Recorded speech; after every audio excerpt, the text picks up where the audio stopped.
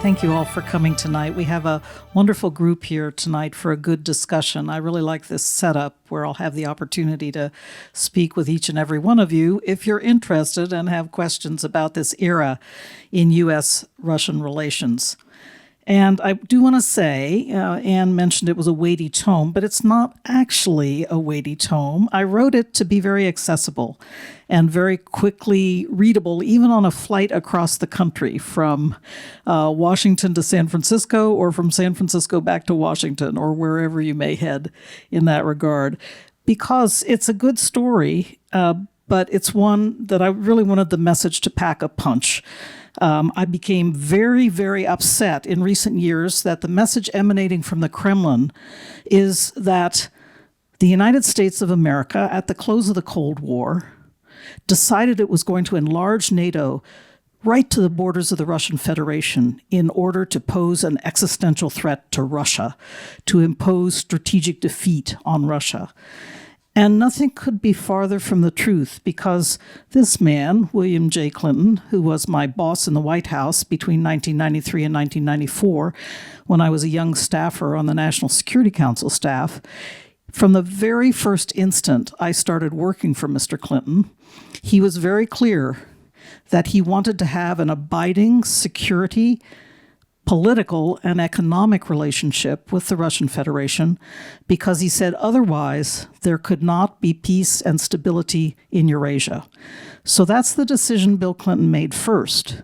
Only later, after spending a lot of time talking to Lech Walesa, the president of the Czech Republic, and other way around, Václav Havel, the president of the Czech Republic, and Lech Walesa, the president of Poland, he began to think about enlarging NATO. But his first and core insight was we needed to have this tight relationship with Russia so there would not be war, constant war in Eurasia. Sadly, and that's part of the story that I tell in the book, it did not unfold in that way after the first couple of decades of the post-Cold War period, but we had a pretty good start. So I love this picture. The book is out with Stanford University Press, and my editor at the press found this picture. It's a picture taken at Hyde Park in the Roosevelt Library, and it was where they had one of their summit meetings during the time that Clinton and Yeltsin were working together so closely, of course meant to symbolize the close alliance between the Russian Federation, the USSR at that time, and the United States during the World War II period. Of course, afterwards it went very bad, and we had our Cold War period emerge. But the symbolism was very, very mindfully part of this summit meeting in Hyde Park. And does anybody notice anything interesting about Mr. Yeltsin? Yes. If you notice here, he's missing his thumb and his first finger. That is because when he was a little boy, he actually was playing with a grenade leftover of World War II, and his thumb and his first finger were blown off. But he was always very matter-of-fact about it. And he never, even noticed it when I was around him. And as you can see, it did not play a role except in gesticulation in talking to Bill Clinton in a very, very positive and enthusiastic way. These guys had a really, really good working relationship. So what President Clinton set about doing early on was establishing a close tie between the Russian government and the U.S. government to knit together major departments of our government and major ministries in the Russian Federation. And the first step was to establish a kind of overarching commission that was supposed to bring the two sides together and get the bureaucrats, get their nose to the grindstone and get them working together. And what happened was he put in charge Vice President Gore, Al Gore, to do the job on the U.S. side. And the funny thing about Yeltsin, I tell this story in the book, he had a vice president, General Rutskoy, and if you know that history of the Russian Federation, Rutskoy was already starting to challenge Yeltsin for political dominance in the Russian system. And Yeltsin said, no, I don't want Rutskoy as being the opposite number here. It will have to be my prime minister, Viktor Chernomyrdin. Little-known figures these days, but in fact, Viktor Chernomyrdin was one of the key figures who brought the Soviet gas and oil industry out of the Cold War period and into the commercial world after the fall of the wall and the beginning of Russian independence. So Chernomyrdin was a canny businessman. He made money on the deal, of course, but he was also a very good bureaucrat who knew how the gears meshed in Moscow. And so between them, Al Gore and Viktor Chernomyrdin formed a close and very efficient and effective bond that led to the formation of close and abiding relations between the National Aeronautics and Space Administration and Roscosmos, the Russian version of NASA, and between the Department of Energy, who they are the keepers of our nuclear weapons and our fissile material, the material that is, it's for nuclear energy, of course, but also can go into nuclear weapons. And the Russian Atomic Energy Ministry that later became an agency called Rosatom. So in particular, these important departments and ministries were knitted together through the Gore-Chernomyrdin Commission. And it resulted in a couple of major projects that I talk about throughout the book. They are my 3 case studies, enormously successful. The first that I really like to talk about, because oddly, it keeps operating even to this day, and that is the International Space Station. You know, it's interesting. At the time, we really needed the Russians.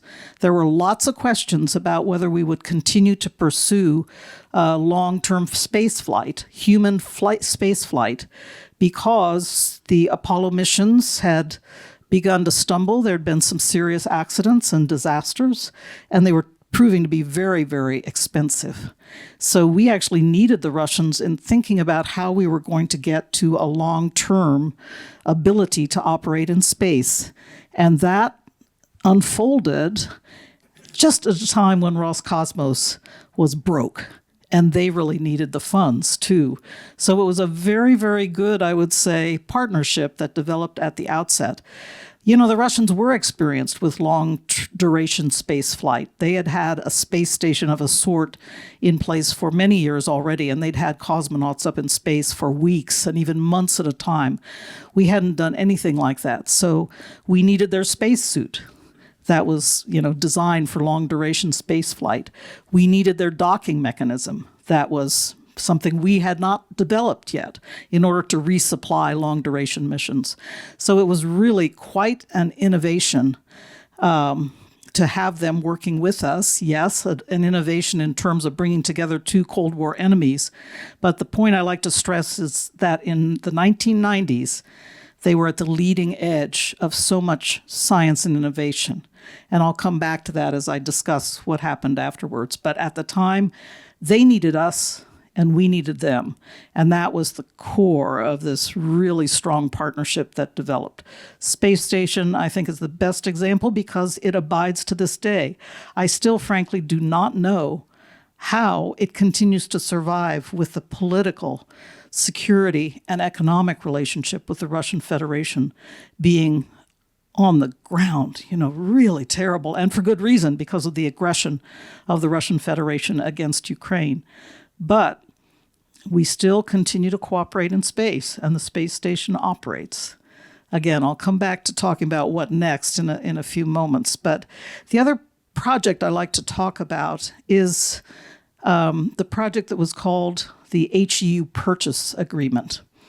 It was an agreement that really put us together with the Russians to figure out what we were going to do with those 40,000 plus nuclear warheads that the Soviet Union had built during the Cold War. If you can imagine 40,000 warheads. We had built over 30,000 warheads during the Cold War. This was the Cold War nuclear arms race, and I hope to God we never go there again. But there was a lot of overbuilding on both sides, and at the end of the Cold War, the Russians and we wanted to begin to eliminate these warheads, but we realized there's value in the nuclear material, the fissile material coming out of those warheads. There's value that we can turn into money for the Russians by transforming them into power plant fuel for our nuclear power plants. And that's exactly what the HEU purchase agreement was all about. It took a long time to negotiate. It was very, very complicated in terms of the legalities and the money exchange and how it was all organized. But in the end of the day, it operated from 1993 to 2013.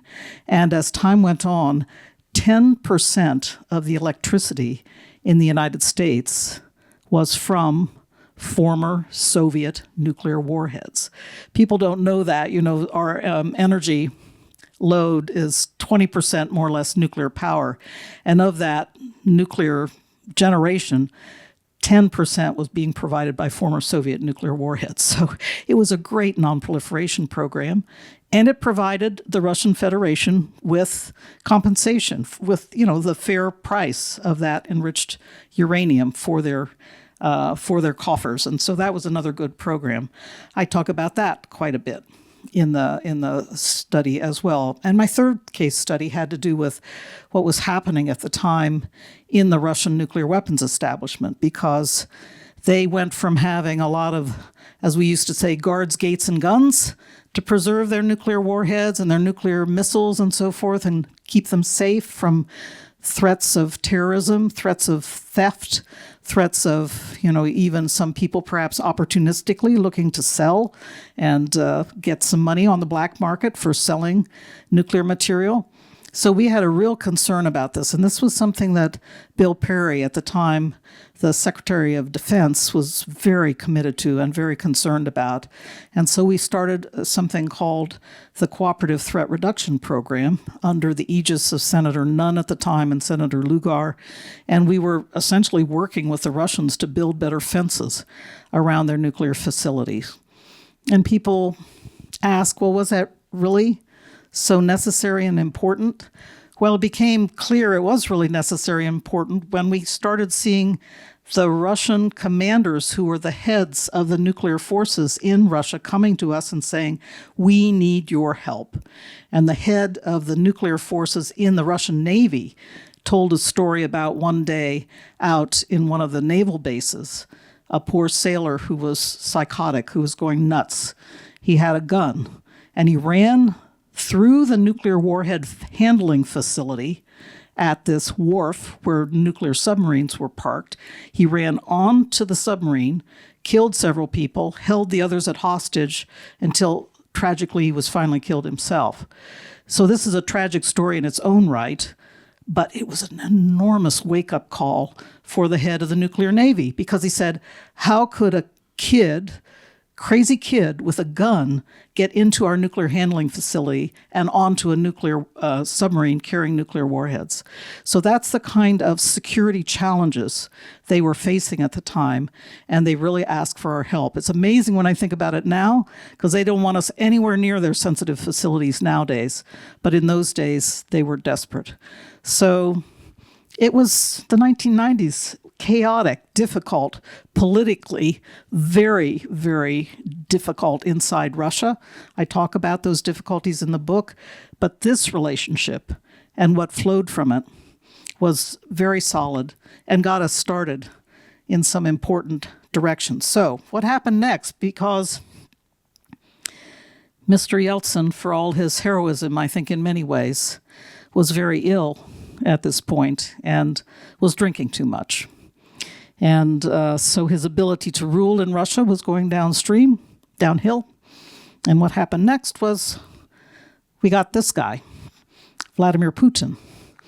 And I like to say he was a difficult customer, but not so much now. Look at these pictures, how friendly he is with President George W. Bush.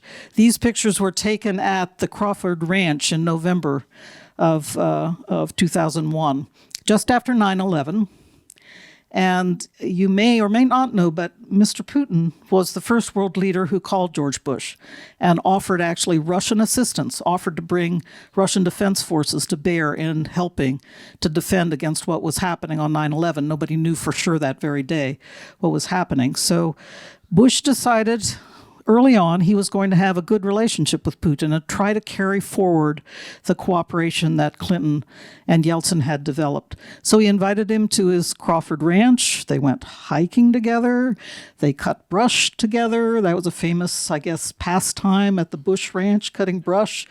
And the wives got together. This is the interpreter. She's a very well-known interpreter, very, very good. But of course, that's Laura Bush, and that is Putin's first wife before he divorced her and married the lady who's as they say, rhythmic gymnast, the ones who wave the ribbons around. But this was his first wife. So anyway, a happy relationship. And again, thinking about Putin nowadays, you can hardly believe that he wanted to have this close and abiding relationship with Bush himself and with the United States of America, and furthermore, with the NATO alliance. Because this first picture was 2001. In 2002, again, Mr. Bush and Mr. Putin met together in Rome. It says here in Russian, "Встреча на высшей уровне." This is how you say summit meeting in Russian. Meeting at the highest level in Rome. And this, of course, is Mr. Berlusconi, Silvio Berlusconi, hosting the meeting. People say, what? Putin liked NATO? Yes, in 2002, he not only liked NATO, but he signed what is called the Rome Declaration, launching almost 2 decades of close cooperation between Russia and NATO, and also establishing something called the NATO-Russia Council. That was supposed to be a joint decision-making body. It didn't work out so well. We can talk about that in the Q&A period. But the idea was, again, to knit Russia into the security arrangements, the security relationships in Europe. And there's Putin right there, and there's Berlusconi. They're both kind of short, so I wonder if that's why they got along so well together over the time. But I wonder about it sometimes because Bush, obviously, Clinton, Obama, they were all a lot taller than Putin. So maybe that's one reason he's not so happy about what has happened since. But I'm only speculating about a Napoleonic streak, perhaps that's gone very, very wrong. But the point I really stress in the book is that, again, there was a mutual interest during this period. And in fact, on the back of first the 9/11 disaster here in the United States, but 2 very serious terrorist attacks in Russia, the Beslan school attack, which was associated with the war with Chechnya, and another terrorist attack, theater attack in Moscow at a performance of a musical called Nordost, led to many, many deaths in 2002.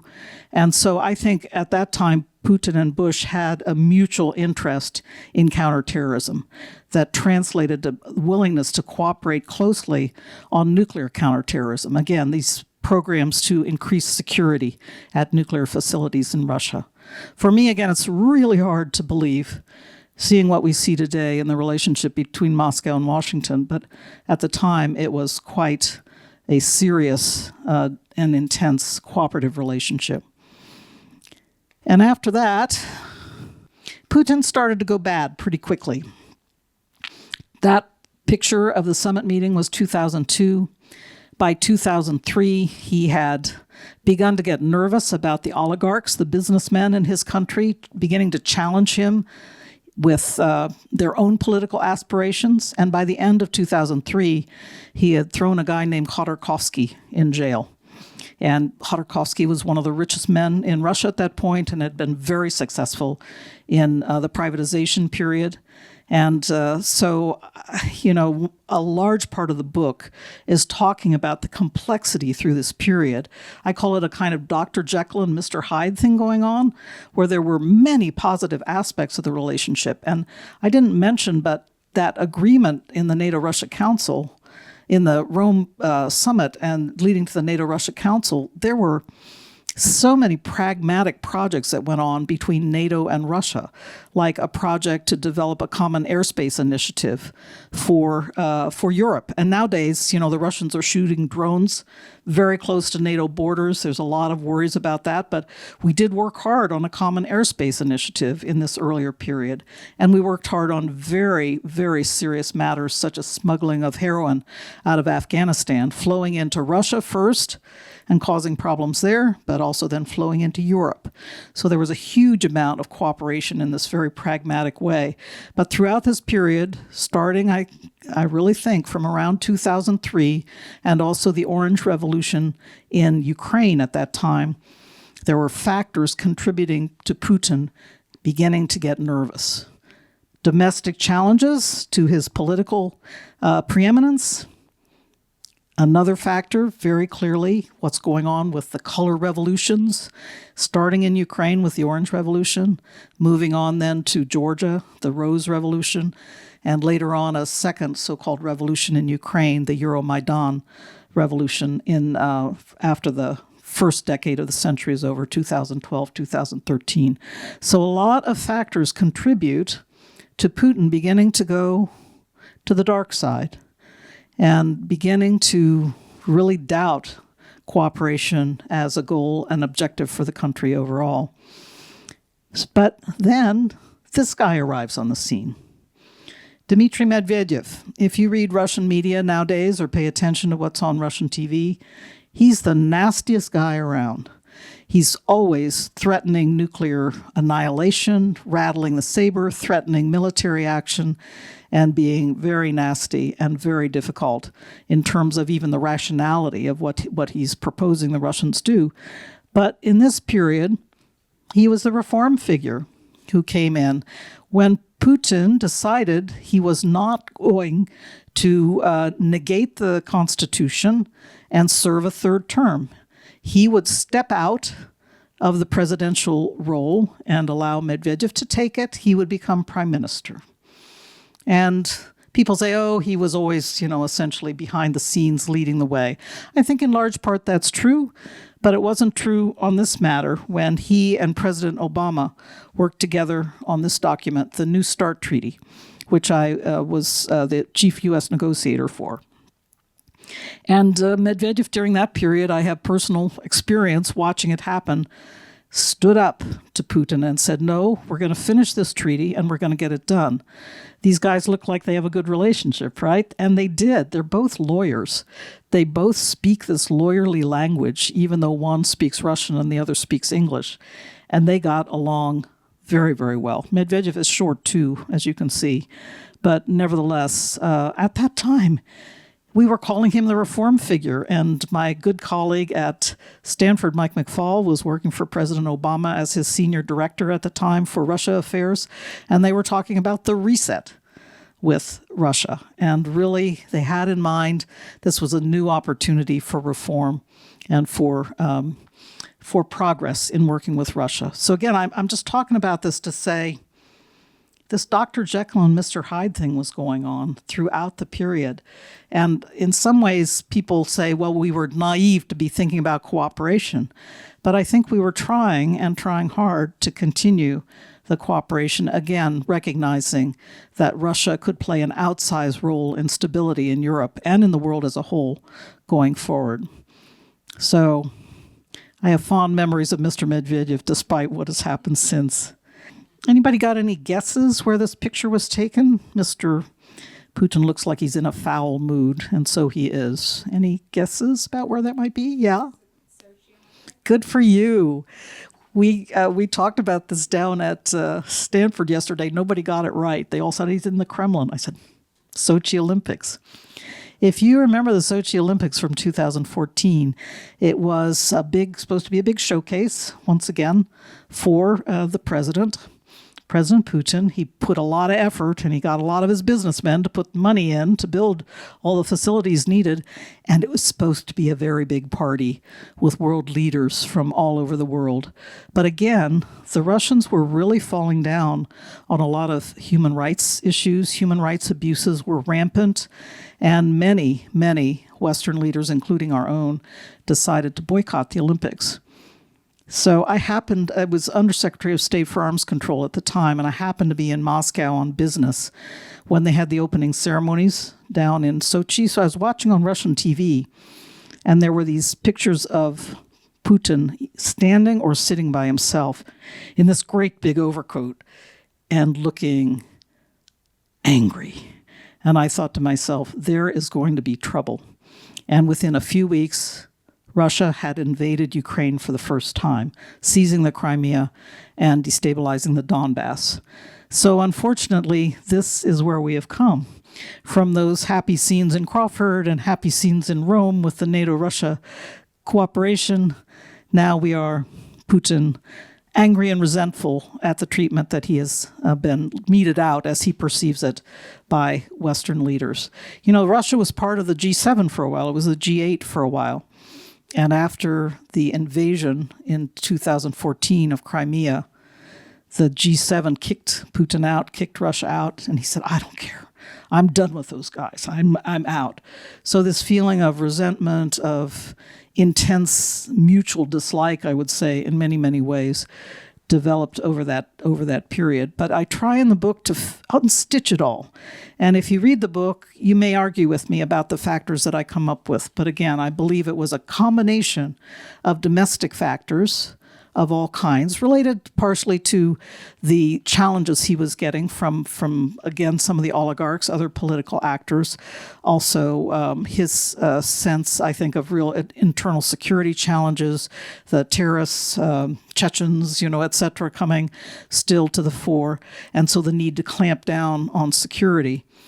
But I think also there were lots and lots of external factors, some in the immediate neighborhood, like the color revolutions and the thought that Ukraine was heading west, which it clearly has been doing since this period, and also the larger international factors. And here I want to just mention one thing, because thinking about where we've come with Russia and whose fault it all was, I think in large part there were these factors inside Russia and affecting the Russian body politic. But I think, too, there's a measure of blame on our side, because one of the first things that Yeltsin asked for when he first saw President Clinton back in 1993 was relief from the Jackson-Vanik sanctions. You may remember Jackson-Vanik from the Soviet era. It was a series of sanctions that were put in place on behalf of Soviet Jewry, Jews in the Soviet Union were being very badly treated. And so there was pressure put on through these sanctions, and it actually worked. And the Jews were allowed to immigrate, many of them to Israel, many to the United States, others to other places. So the sanctions, by the time Yeltsin was in office, had actually played the role they were supposed to play. But it was a huge heavy lift for an American president, President Clinton in the first instance, but afterwards too, President Bush, to release those sanctions, because I say, in a cheery way, that we in the executive branch were all pushing in this direction, but in the Congress it wasn't so easy. And there were many, many who remembered the Cold War years and said that we shouldn't really be forgiving these sanctions so easily until we understand that Russia is truly on the road to democracy. And so finally, it was 20 years after 1993, 2013, Jackson-Vanik sanctions were removed from the Russian Federation, but in the very same legislation, new sanctions were piled on, the so-called Magnitsky Act. Magnitsky was a young Russian lawyer working in Moscow who had called out a number of corruption cases. And he was arrested and put in jail, became very ill, was denied medical treatment, and died in jail. So human rights abuses continued to be a huge problem with Russia, and they gathered steam, they gathered momentum in this period in the first decade of this century. And so in 2012, in the very same act of legislation that relieved Jackson-Vanik, we slammed on new Magnitsky sanctions. I am not in any way rationalizing the Russian human rights abuses. I'm just saying, I think if maybe a decade, 2 decades earlier in the 1990s, if we'd been able to move more rapidly to open up Western economic cooperation to the Russians for giving Jackson Vanik in the 1990s, we may have had a better result in the first decade of this century. So I'm just saying, I think there's blame to go around. It's not just on the Russian Federation and Vladimir Putin and his resentments. It's not just on him that there is some blame to go around. Now, let me move to the last point I wanted to talk about is what do we do next? And maybe we should go back to the cover of the book. Can you put that up? What do we do next? Because, I was the Deputy Secretary General of NATO, and I hear when I'm at NATO, many from Central and Eastern Europe, from the Baltic states, they constantly say, we cannot ever think about cooperating with Russia again. We just need to wall them off and defend against them. A permanent defense against Russia. That's where we're headed from now to all eternity. Well, I think that is certainly, given their experience and the experience of the recent aggression against Ukraine, I think that is a rational position to take. But I think, is that in our interest and actually in global interest to have Russia kind of in this crouch, constantly the focus of defensive action, etc.? Is there a role for cooperation in the future? My conclusion in the book is that yes, there should be a role for cooperation in the future, and we should be thinking about that now, because unwinding the heavy layering of sanctions against Russia and against the Russian banking and finance system, it's going to be a lot of work and a lot of heavy lifting with our allies and partners in Europe and Asia. So I think we need to start thinking about it now. We need to decide if it's a good idea, and we really need to start considering what kind of steps would have to be fashioned. But I do want to stress two things. First, I believe that there will have to be a fair resolution of the war in Ukraine, a resolution fair to Ukraine.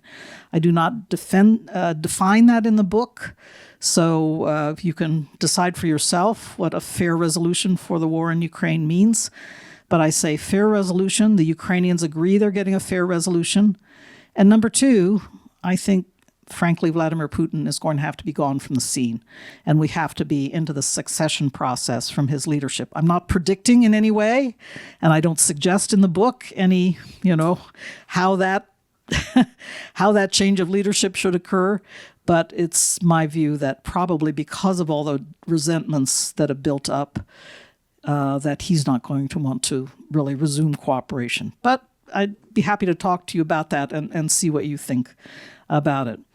But how to resume cooperation? Now I come back to where we were in 1993. I mentioned how important the Russian space cooperation was to us, because we were starting to think about long-duration space flight, keeping our astronauts in space for a long period of time. We needed Russian technology. We needed Russian experience and training. And I did a lot of interviews with people at NASA because of, where we are in the current war with Ukraine. I couldn't go to Russia. I couldn't talk to Russians. But I did a significant number of interviews with people from NASA who worked on the space station. And they said, their training was completely different, and their way of doing psychological assessments was very different, because for us, we put cosmonauts up maybe for a week, maybe 10 days, that's it. But if you're going to be in space for a month, 2 months, 6 months, a year, you have to be sure that the team can hang together in that time.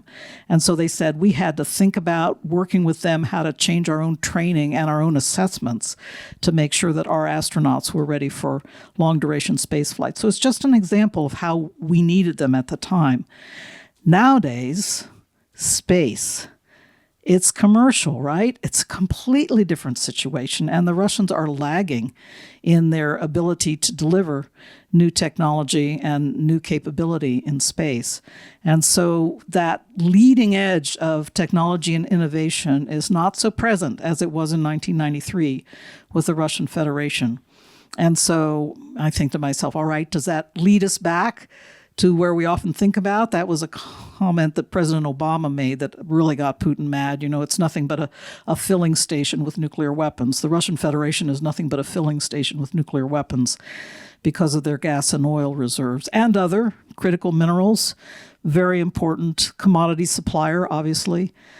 But I do think that there continues to be a role for certain technology products from the Russian Federation. And in particular, I think we should be looking to figure out how to incentivize cooperation on nuclear energy, nuclear power with the Russians, because they continue to be world leaders in that area at a time when our nuclear industry is lagging. So I talk about that in the book. Maybe that's an area where we can cooperate, science cooperation. They have a vast, obviously, polar region, 12 time zones worth of polar region. And they are watching their permafrost melt. They are watching the changes that are occurring in the Arctic polar regions. We need that data, and we need to be working with them on assessing and analyzing that data. So I think science cooperation is another area where we can perhaps early get back to cooperation with the Russians. But we will see, and it's going to be quite, I think, controversial in many ways. But the other thing that I find very interesting is, and it's not in the book, but perhaps I'll end on this, is the kind of juxtaposition of the 90s with where we are today with China. So China, like us, we are on the leading edge of technology and innovation. We are moving rapidly forward on artificial intelligence, and we're competing in that space. The Chinese, I talk to them quite frequently in so-called Track 2 meetings where former officials like me, we talk to former officials over there. But one thing has become clear to me is that they are interested in talking to us about, you know, are there some guardrails we should be considering in the AI world? This matter of keeping effective human control of nuclear command and control decision-making. This is an area the Chinese are very interested in talking to us about. So we should be ready to do that. But the Russians are lagging far, far behind on artificial intelligence. So it's a different dynamic in so many ways from this moment in 1993, 1994. So I think we need to talk about cooperation with the Russians, but in a different way than we did back now 30 years ago. So I wanted to read you the tagline of the book as I wrap up.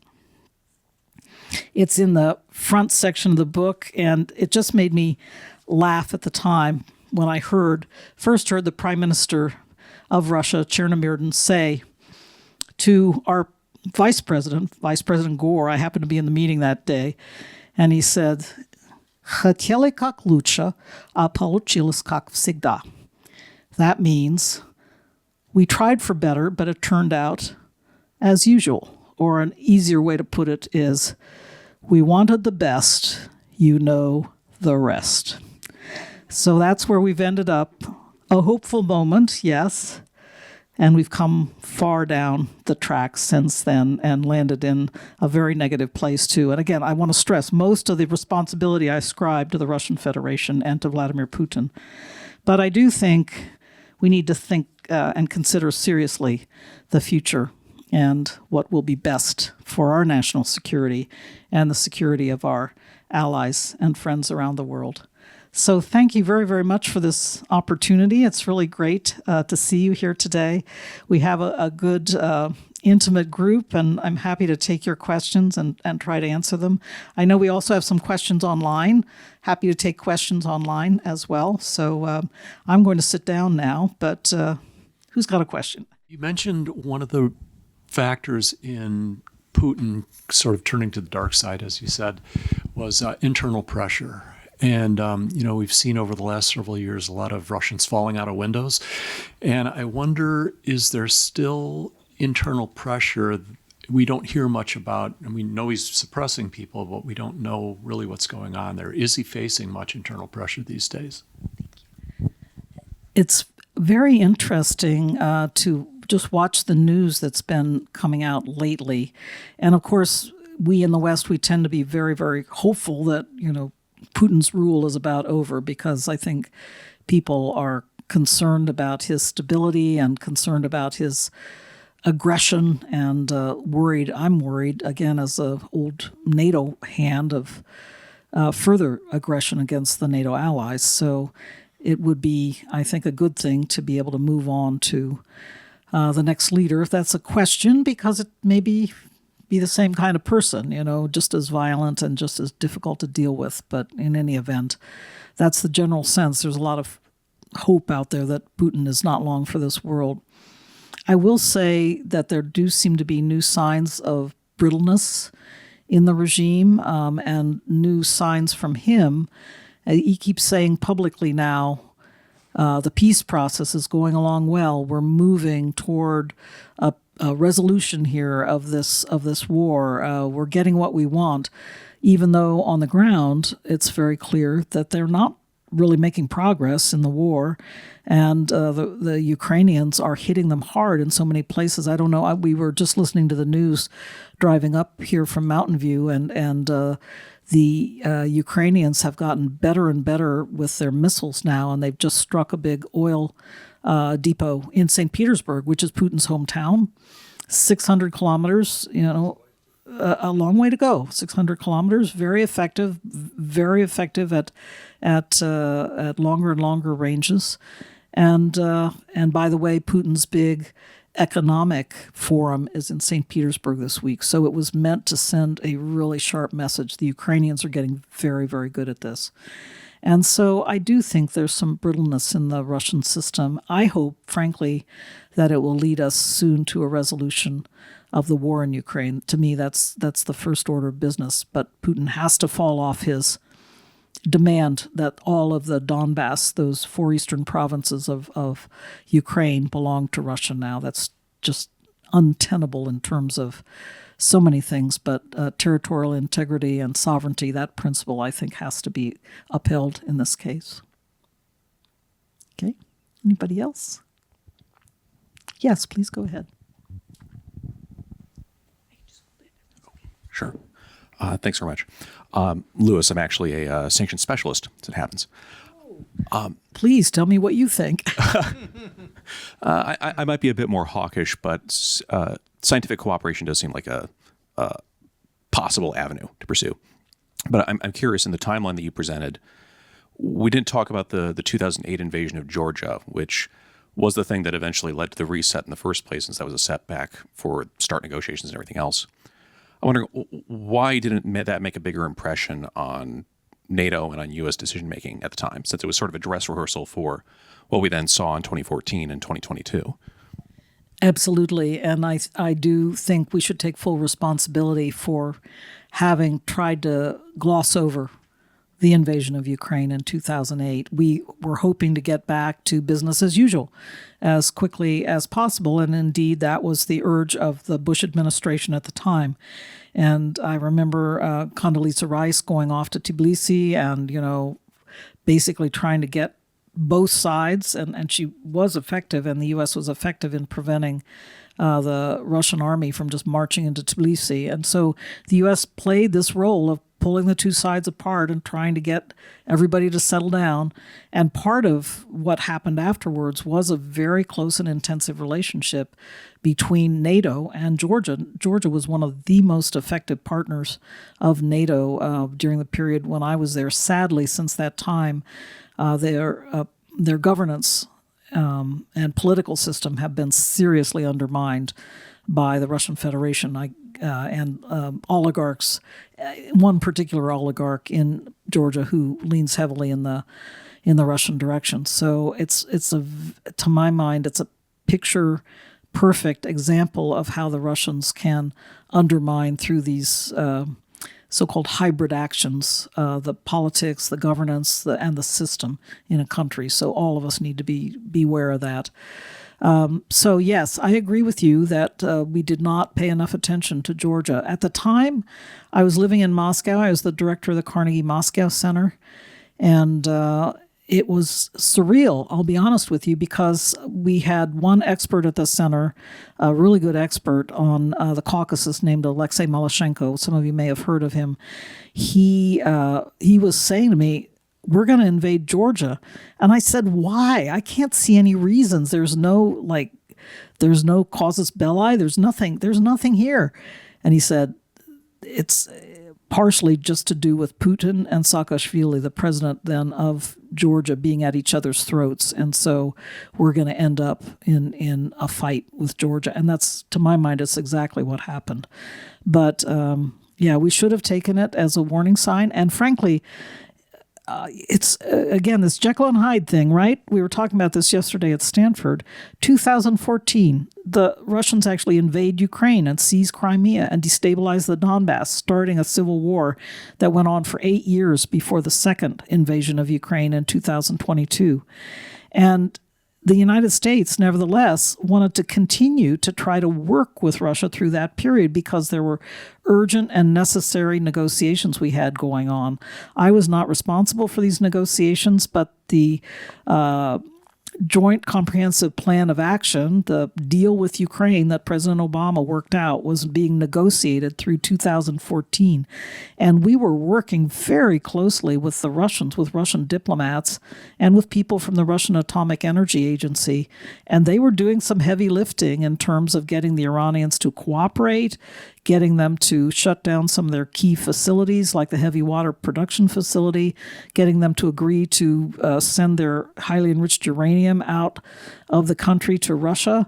So Russia was really doing some amazing heavy lifting in that negotiation, and we were working very, very closely with them. So to my mind, it's surreal looking back on that period. I would say between 2007, the famous Munich Security Conference speech of Vladimir Putin when he went to Munich and he blasted the NATO alliance and blasted the West, the political West, as we say, for undermining Russia. And then a year later, Medvedev comes in and we're starting over again. But we also have in 2008 the invasion of Georgia, 2014, the invasion of Ukraine.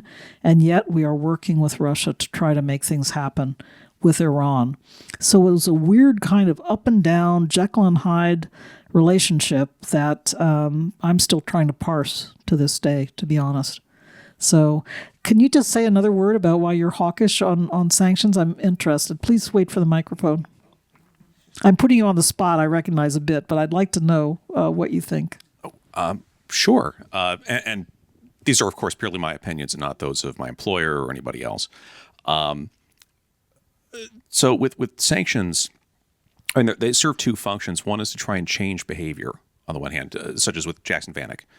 But the other is also to disable the target of the sanctions' ability to engage in harmful activities, whether we're talking about human rights and corruption in the case of the Magnitsky Act and now the Global Magnitsky Act, or if we're looking at the ability to wage war in Ukraine with sectoral sanctions. My concern would be focusing on rolling back sanctions simply for the sake of doing so, or seeking cooperation for the sake of cooperation rather than having a specific goal in mind for that. And when I look at the state of the Russian regime right now, Putin's teetering a little bit. He does seem to be engaging in some actions to try and protect himself from perceived threats, whether they're actually there or not, to his rule. But it doesn't seem like there are yet any alternatives. There isn't really an organized opposition. I'm not sure there would really be a change in policy if Putin were to be replaced by somebody else from the Kremlin or from his inner circle. I just don't think it's ripe yet.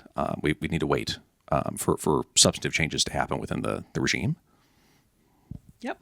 Well, I agree with you on that. And honestly, that's why I stress so hard that we can only think about renewing cooperation with Russia when there is a fair resolution for Ukraine. There's got to be a sea change in the whole situation before this can happen. And I really don't agree with the notion of conducting cooperation for the sake of cooperation, there has to be an interest for the United States in pursuing this, and that's what was so important back in the 1990s. Is there was an interest of the United States of America, economic and political, but really economic. You know, I was responsible working in this Gore Chernomyrdin Commission for what we called the NERD agenda.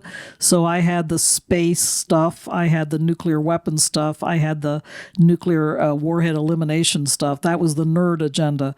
But there was a whole parallel agenda working very hard. My work was more government to government agencies, ministries to departments in the United States. But over on the economic side, the corporate world was very, very engaged on developing, bringing the Soviet gas and oil industry basically into the global marketplace with big deals at the time. Exxon and Mobil were still separate, but BP, the other big majors, trying to get in there and develop some rational approaches to cooperation and some big new deals on Sakhalin Island and elsewhere. So there were very strong economic interests in addition to the kind of, as I call them, security and technology interests that we had over with our NERD agenda.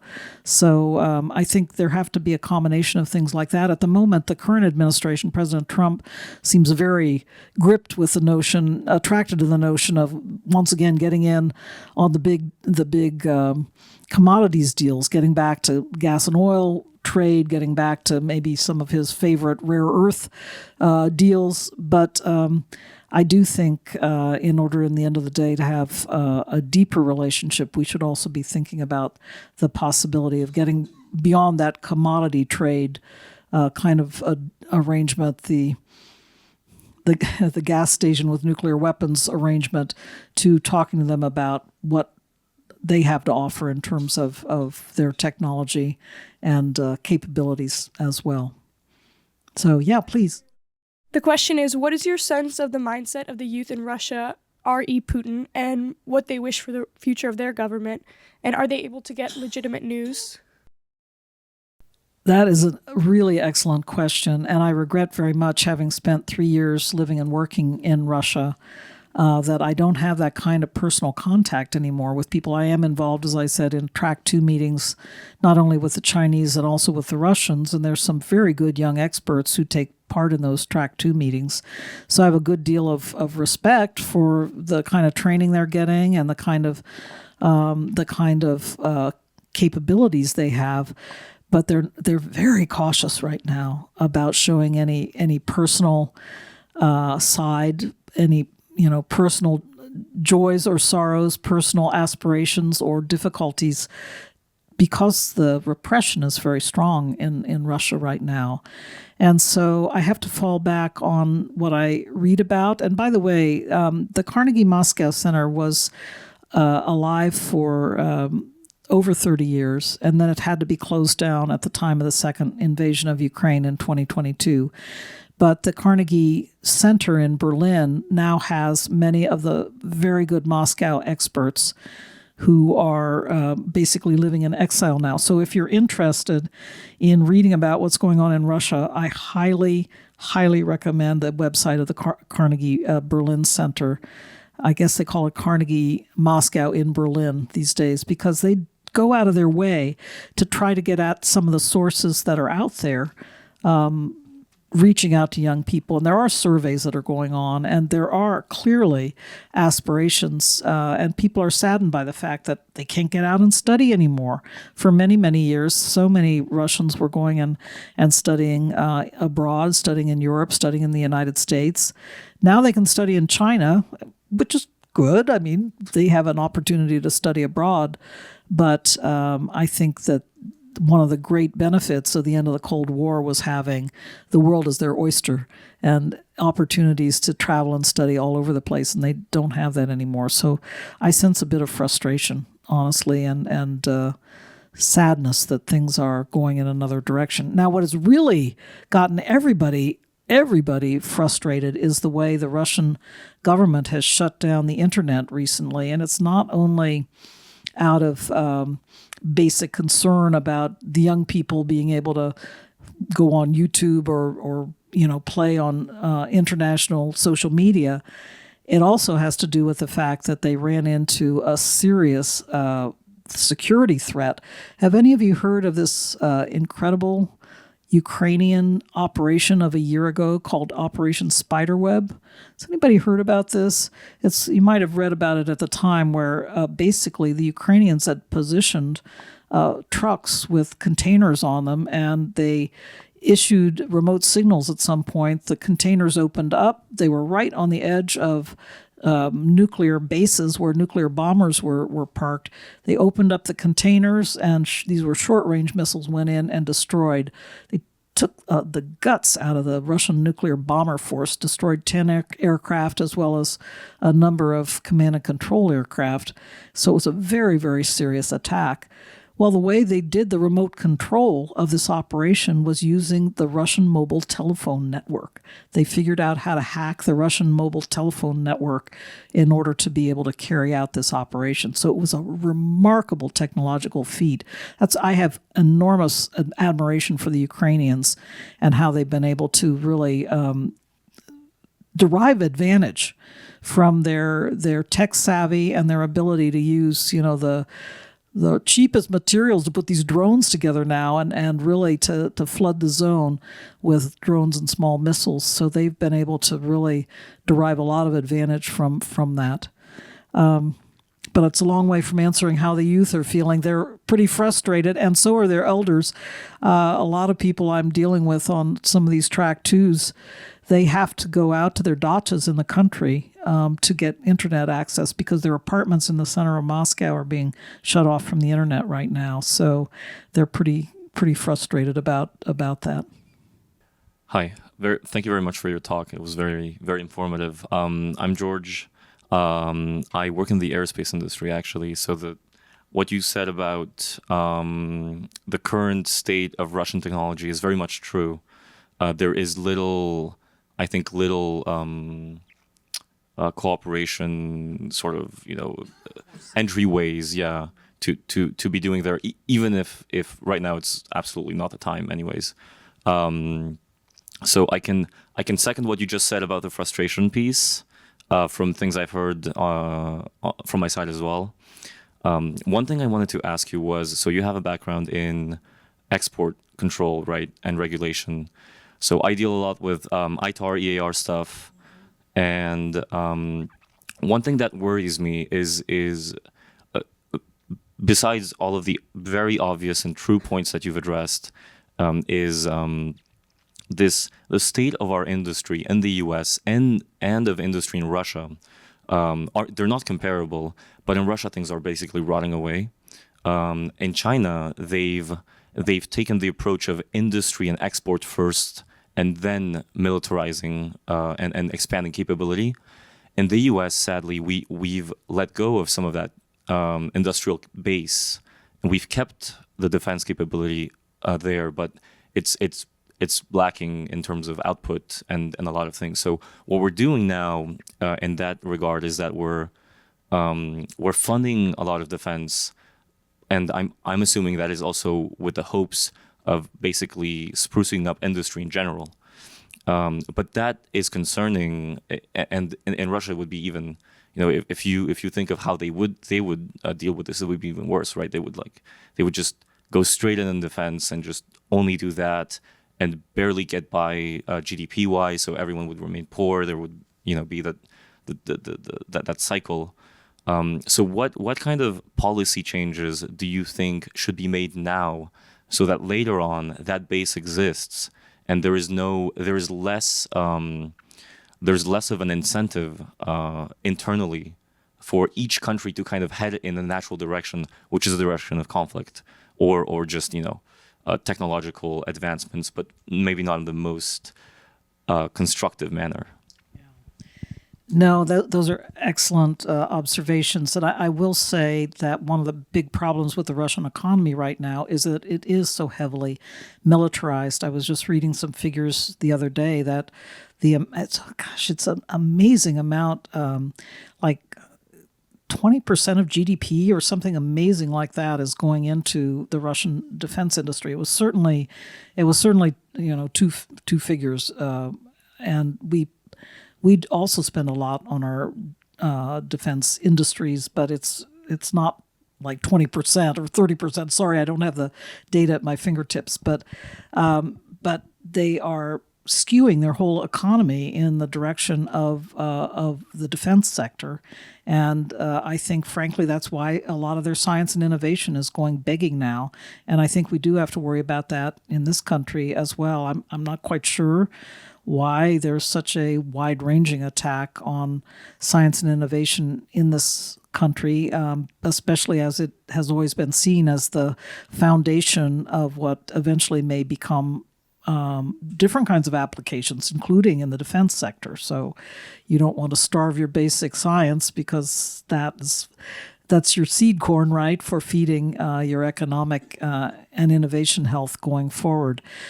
So, but the Russians are there right now, and I mourn it, because even during the Soviet era, Stalin was very, very proud of the accomplishments of Soviet science and allowed the Russian USSR Academy of Sciences at the time to begin to open up. And I write about this in the book, for example, during the International Geophysical Year in the 1950s, and begin to start cooperating globally with other scientists to show off what the USSR could accomplish. It was part of that socialist dream, right, that they were going to overtake the West. And it certainly had a profound effect on the United States during our Sputnik moment, famous Sputnik moment in 1956, when the Russians were the first to launch an artificial Earth orbit satellite.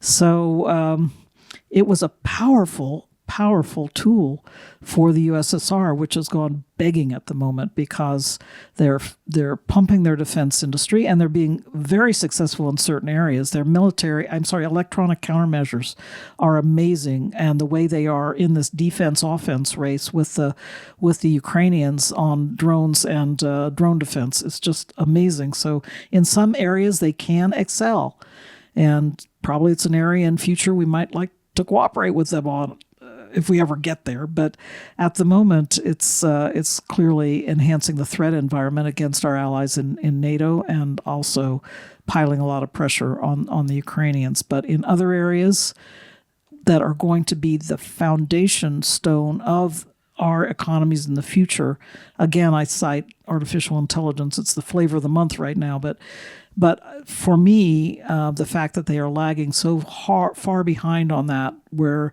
the Chinese and the Americans are leading on the leading edge, to me, that's the most serious situation that the Russians have to face. They are not playing on the high technology edge the way that they were 40 years ago. You've mentioned China a few times, and I was wondering whether you see a possibility of a 1993 kind of cooperation with China, because I keep reading all these things in the news. Oh, we have to go to Mars, we have to go to the moon because China's going to beat us there and stuff. And I keep thinking, why are we not cooperating instead of competing with them? Yes, that is an excellent question. And I think up to this point, we've never quite gotten there with Russia. I worked for President Obama as well, and we had a number of at that time, kind of like a commission approach with the Chinese during the Obama administration, where we had, for example, a close relationship on climate issues. And it was in that period that China and we began to work very closely on what became the Paris Climate Accord. Now, of course, our president's withdrawn from it, but in any event, we do have some experience trying to work with the Chinese very intensively and very closely on issues, including in the science and technology space. But it's always been very on again, off again, and has been plagued by a history of scandal. I remember very well working on nuclear nonproliferation issues for the Department of Energy in the late 1990s, after I worked in the White House for 2 years. And then I later in the Clinton administration went to work on nuclear nonproliferation issues in the Department of Energy. And we had, at that point, we had a very serious spy scandal in the Department of Energy that affected our national laboratories, our national nuclear laboratories. Turned out to be kind of nothing. The guy was, in the end of the day, he was acquitted of the serious espionage charges, but it colored our cooperation with the Chinese on nuclear matters going forward from there. So we never got to that kind of close cooperation on nuclear counterterrorism that we had with the Russian Federation. I've spent so much time visiting nuclear warhead facilities and visiting their plutonium storage facility and visiting submarine bases. I recollect going out to Petropavlovsk-Kamchatka and seeing at the time their naval base there, where all the nuclear attack submarines that were in port were on their side because they were not in good shape. They weren't being maintained very well. So they were desperate, again, because they needed to be able to get the nuclear reactors off those submarines and store them safely and dispose of them. So those are the kinds of things we were working on with them. It was a moment of desperation. That's a little bit different with China because China is building up their nuclear forces now, and we're worried about it because we're worried that eventually we will have two nuclear peers, one Russia and the other China, and how do we balance both of those countries at once? So that's a whole other seminar. But I will say there are many differences with the Chinese case that I think make the barriers higher. I hope we can get back to cooperation with them again, but it's a tricky matter because of the history. So thank you all very much. It's been a wonderful audience, and I thank you for the opportunity. Thank you.